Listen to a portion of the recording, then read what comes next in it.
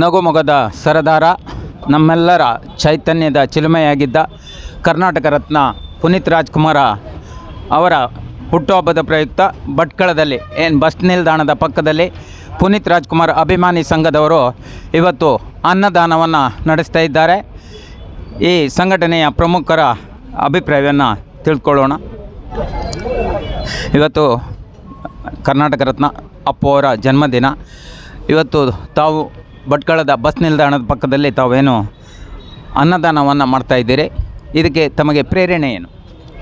ಪ್ರೇರಣೆ ಅಪ್ಪು ಅವರು ಹಲವಾರು ಅನ್ನದಾನಗಳನ್ನು ಶಾಲೆಗಳಲ್ಲಿ ಪ್ರತಿಯೊಂದು ಒಳ್ಳೆ ಮಾಡಿಕೋಗಿದ್ದಾರೆ. ಅದನ್ನೇ ಪ್ರೇರಣೆ ಇಟ್ಕೊಂಡು ನಾವೇನಾದ್ರು ಮಾಡಬೇಕಂದ್ರೆ ಕೇವಲ 2 ವರ್ಷದಿಂದ ಮಾಡ್ತಾ ಬಂದಿದೆ.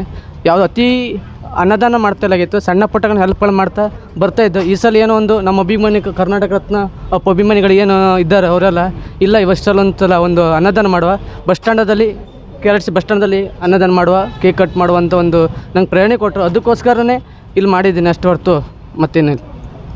ಒಂದು ಅಗಳು ಒಂದು ವ್ಯಕ್ತಿಯ ಜೀವವನ್ನು ಉಳಿಸ್ತದೆ ಅಂತ ಹೇಳುವ ಮಾತಿದೆ. ಹಾಗೆ ಇವತ್ತು ಇಲ್ಲಿ ಎಷ್ಟು ಜನರಿಗೆ ತಾವು ಅನ್ನದಾನ ಮಾಡಿದ್ರು? 1,000 ಜನಕ್ಕೆ. 1,000 ಜನರಿಗೆ ಊಟದ ವ್ಯವಸ್ಥೆ ಮಾಡಿ 1,000 ಜನಕ್ಕೆ ಊಟ ವ್ಯವಸ್ಥೆ ಮಾಡಿ. ಈಗಾಗಲೇ ಎಷ್ಟು ಜನ ಊಟ ಮಾಡಿದ್ರು? ಇಷ್ಟವರೆಗೆ ಒಂದು 300-400 ಊಟ ಮಾಡ್ಕೊಂಡು ಹೋದರು.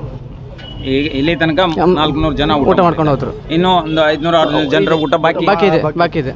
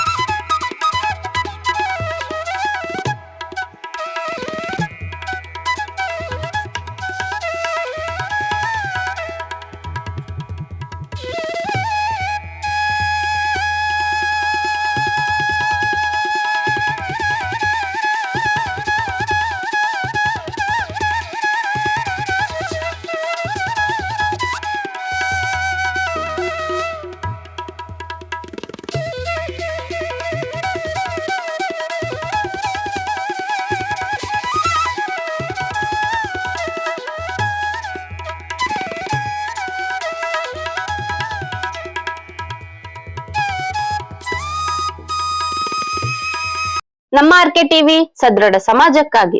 ಈ ಕಾರ್ಯಕ್ರಮ ತಮಗೆ ಇಷ್ಟವಾದಲ್ಲಿ ದಯವಿಟ್ಟು ಸಬ್ಸ್ಕ್ರೈಬ್ ಮಾಡಿ, ಲೈಕ್ ಮಾಡಿ, ಶೇರ್ ಮಾಡಿ.